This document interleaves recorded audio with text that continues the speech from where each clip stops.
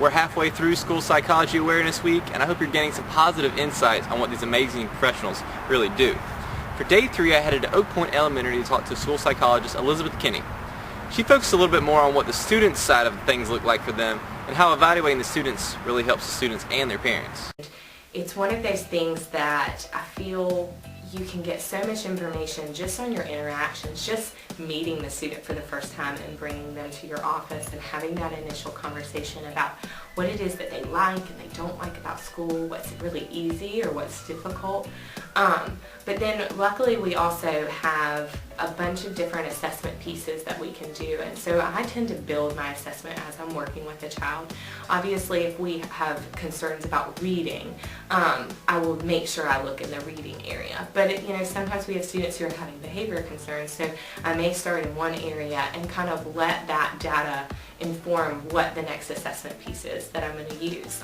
So I also think it's important to highlight children's strengths. So I've never worked with a child, I've never done an evaluation where everything has been an issue, And so sometimes the best part of an evaluation is being able to look at a parent and say, do you know how amazing your child is at this? And allow them, especially a child who's having difficulty in the classroom or in the school setting or doesn't like school, to really highlight some of those strengths and to try to play off those so that we can best meet their needs.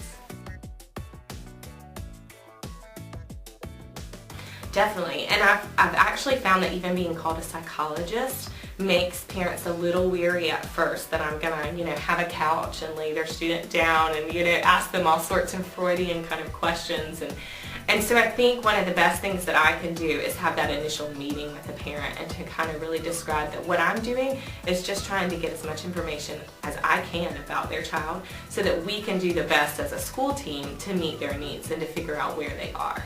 And to really kind of not focus so much on what the end result is, so whether there's a diagnosis there or whether it means that special education is involved, but really just kind of focusing on your child is having some difficulty right now, and I know as a parent that's frustrating, so let me help come in and try to get some more information so that we can make it less frustrating for you and more successful for the student here at school. Some of our students come in, especially if academics are very difficult for them, and so you're kind of setting them up to have some really difficult questions thrown at them. They're going to have to work on an area that is a weakness to them.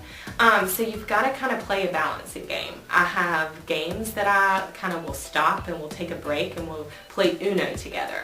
Or I have my younger kids, a lot of times I'll let them pick from a prize box. I always explain to the children at first that you're not in trouble, this is not a negative thing, and trying to kind of set them up with that knowledge that there are things that they do great and there are things that are more difficult, and that's okay. So really having a just very accepting environment, I think, helps.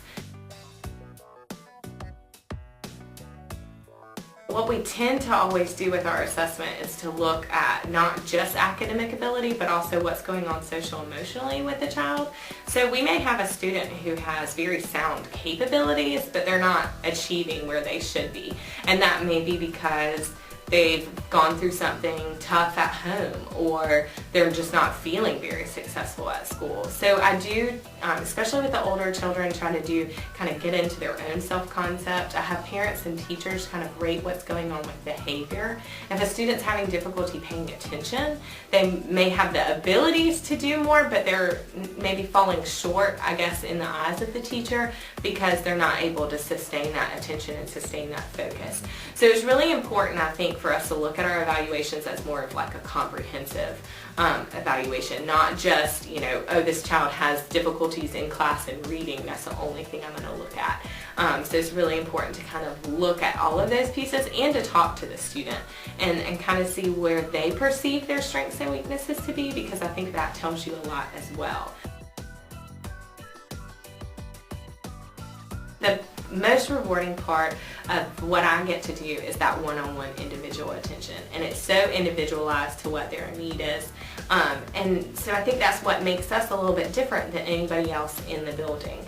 Our teachers do an amazing job, but they've got 20 kids at a time, and while they will give their students the attention they need, sometimes it takes just that one-on-one, being able to sit down. I don't have another class that's waiting to come in, so I'm able to really stop my day. And there have been days that I have come with a list of things I was going to do that day, and I've ended up spending the whole day in classrooms or with students because that's where they needed me to be. So I've got that flexibility, which I think is really nice.